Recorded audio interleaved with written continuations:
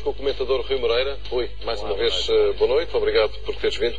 Lista de compras das secretas. Um nome curioso, um jornalista foi alegadamente espiado pelos serviços secretos. Foi recolhida uma lista de destinatários, quer de mensagens, quer de contactos telefónicos, que estão a ser efetuados pelo jornalista Nuno Simas, na altura no Público, agora na direção da agência Lusa. Este tipo de situações põem claramente em causa aquilo que chamamos o Estado de Direito. Põe em dúvida o Estado de Direito e faz-nos perguntar-nos a nós próprios para que é que servem as secretas. Eu sou favorável e sempre fui favorável à existência de secretas, ou pelo menos de uma secreta em Portugal, porque as secretas hoje são muito importantes em termos daquilo que é a defesa do Estado de Direito e a defesa da nossa soberania. Ora, se as secretas atacam o nosso Estado de Direito através dos métodos que utilizam, como parece ser o caso aqui, alguma coisa está mal. E toda esta poeira que tem havido à volta das secretas nos últimos tempos não é nada útil, com fugas permanentes para órgãos de comunicação social que parecem ter informação privilegiada, com tentativas depois de fechar os jornalistas através do acesso a escutas. Tudo isto me parece extremamente preocupante. O Primeiro-Ministro pediu hoje um inquérito profundo e célere. Não poderá haver mais uma vez um encobrimento, como costuma haver nestes casos, devido à questão do segredo de Estado, à figura do segredo de Estado? O inquérito terá que ser feito.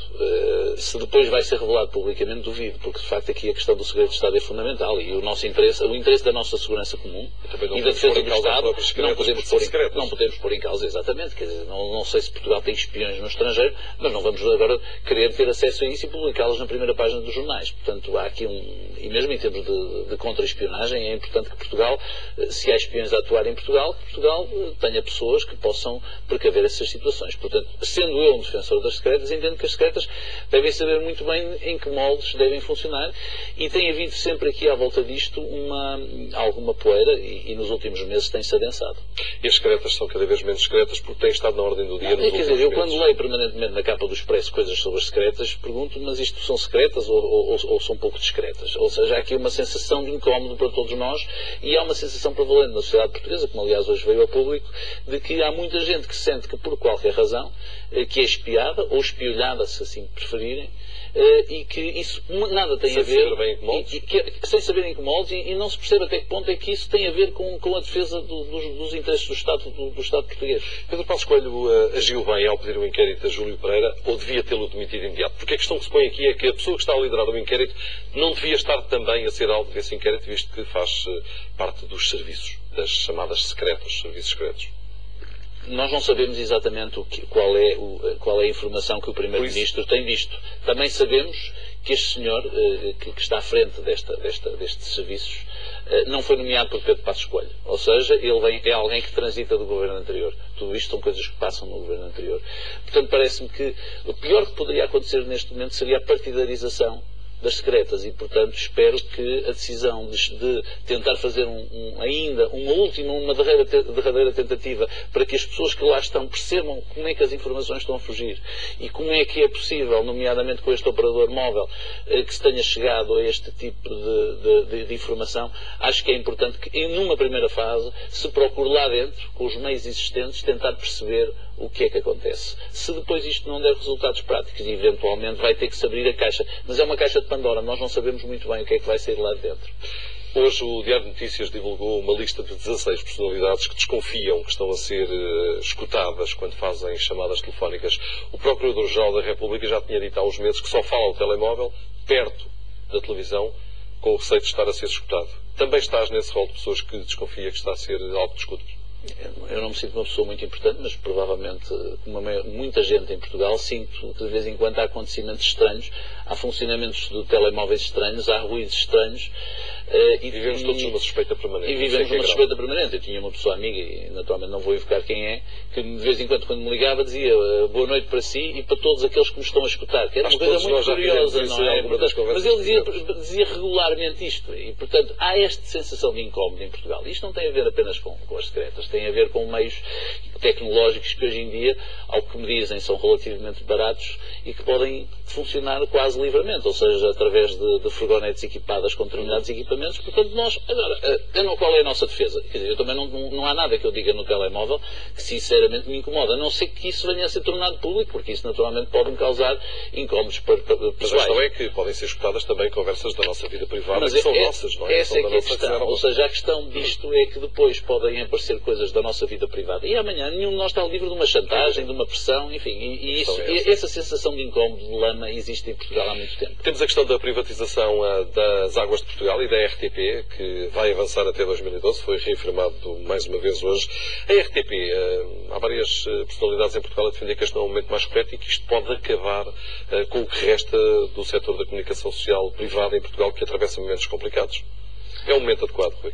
Eu não sei se é um momento adequado, mas também, vejamos, nós dificilmente podemos prever os momentos adequados. Nós não sabemos o que é que vão ser os mercados daqui a um ano. O meu problema relativamente à privatização da RTP não é esse. Em primeiro lugar, eu acho que é muito importante que não se fique com a ideia que a privatização da RTP já tem um destino marcado, ou seja, em rigor que já tem um comprador anunciado. Eu acho que isso é mau, é nefasto para o setor e é péssimo para o governo. Pouco transparente também. Seria muito pouco transparente e seria muito mau para o governo. O fato à medida, já se falou demais nisto. E, portanto, eu acho que é aqui importante que haja aqui alguma transparência. Relativamente à privatização da RTP, o que é privatizável? Basicamente um canal, Canal 1. Se esse canal for privatizável, naturalmente que esse canal passará a competir, a meu ver, com grande vantagem e benefício relativamente aos outros canais. E, portanto, nessa medida, o Estado tem aqui um ativo que pode privatizar. Mas depois temos que pensar naquilo que é o serviço público de rádio e televisão. E eu sou defensor que ele deve existir. Agora, a questão é em que modelo? E em que modelo, com certeza, e também não me parece muito difícil imaginar em que modelo. Tenho algumas ideias claras. Parece-me, por exemplo, que no caso das regiões autónomas dos Açores e da Madeira, cada um deles, a região autónoma dos Açores, deve ter uma televisão.